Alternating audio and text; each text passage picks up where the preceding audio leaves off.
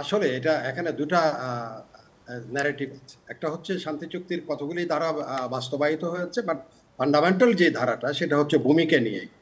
ভূমির বিষয়টা পার্বত্য চট্টগ্রামে সবচেয়ে মৌলিক সমস্যার মধ্যে একেবারে আমি বলবো যে এক নাম্বার।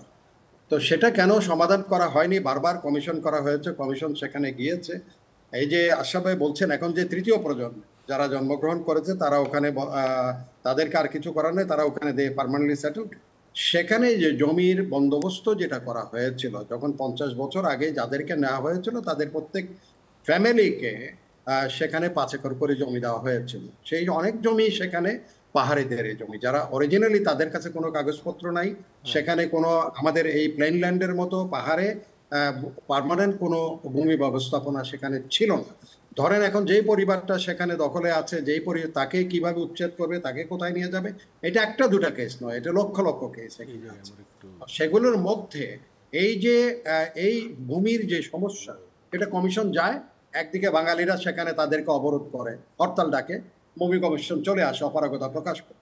সেটার মধ্যে আজকে যে কথাটা আশরাফ ভাই একটু আগে বললেন যে বর্তমানে সবখানেই যে রিফর্মের, এখন যদি সেটা বললে, যদি বর্তমান সরকার যদি বলে, যেমন আজকে আমরা একটু আগে আপনার এখানে দেখছিলাম যে 30শে নভেম্বরের মধ্যে যদি সরকারি কর্মকর্তারা তার যদি সেখানে তার আয়ের ব্যয়ের তার ইনকামের তার সোর্স অফ এভরিথিং ডিসক্লোজ না করে, হয়তো সে he will be dismiss from the service or he will be penalized or he will be punish.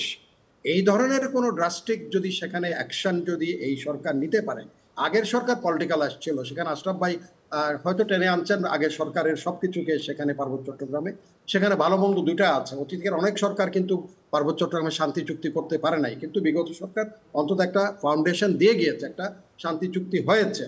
সেই চুক্তির বিরুদ্ধে ইউপিডিএফ এর কিন্তু সৃষ্টি। এখন যদি বলেন যে ওয়েস্টেড গ্রুপ এখানে সেনাবাহিনী তার স্বার্থ উদ্ধার করার জন্য ইউপিডিএফ কে সৃষ্টি করেছে, no, UPDF is not created by the military, UPDF is created by the other intelligence. ওখানে অনেকগুলো, আমার মনে রাখতে হবে, আমাদের পার্বত্য চট্টগ্রামের সন্নিহিত অঞ্চল মোটেও এটা শান্তিপূর্ণ কোনো অঞ্চল নয়। এখানে আপনি মিজোরামের কথা ধরেন, এই যে গতকালকে এখানে পার্বত্য চট্টগ্রাম রাঙ্গামাটিতে হয়েছে, মানে কিন্তু দাঙ্গা হয়েছে। মেজর ইমদাদ, সেখানে সেনাবাহিনীর উপস্থিতির পরেও অন্যান্য দেশের গোয়েন্দারা সেখানে এত কিছু করে বেড়ান কি করে তাহলে? আমি আমি সেই কথাটাই আপনাকে বলি, সেখানে এটা কন্টেইন করা হয়েছে বলে এই বর্তমান অবস্থা পর্যন্ত আছে। সেখানে শুধু একটা দেশকে না, সেখানে আপনার যেমন মিজোরামে এখন বা মণিপুরে যেটা হচ্ছে, মণিপুর থেকে যেমন গতকাল আসছে, মণিপুরে 900 চীন স্টেট থেকে 900 ট্রেন যোদ্ধারাটা ঢুকেছে। From where they are from the Chin স্টেটে কারা তাদেরকে ওখানে ট্রেন করেছে? আপনি কাচিন ইন্ডিপেন্ডেন্ট আর্মিকে কারা ট্রেন করছে? শান স্টেটকে শান আর্মিকে কারা ট্রেন করছে? আরাকান আর্মিকে কারা ট্রেন করছে? মণিপুরের কুকিদের কারা ট্রেন করছে? আপনার এখানে যদি ত্রিপুরাতে টিটিএফ কে কারা ট্রেন করছে? এখানে তো বাংলাদেশের কোনো সেনাবাহিনীও যায় নাই, বাংলাদেশের কোনো গোয়েন্দা সংস্থা সেখানে ট্রেন করতে যায় নাই, বরং বাংলাদেশের উপরে সেটা উপচে পড়ার ভয় আছে এখানে।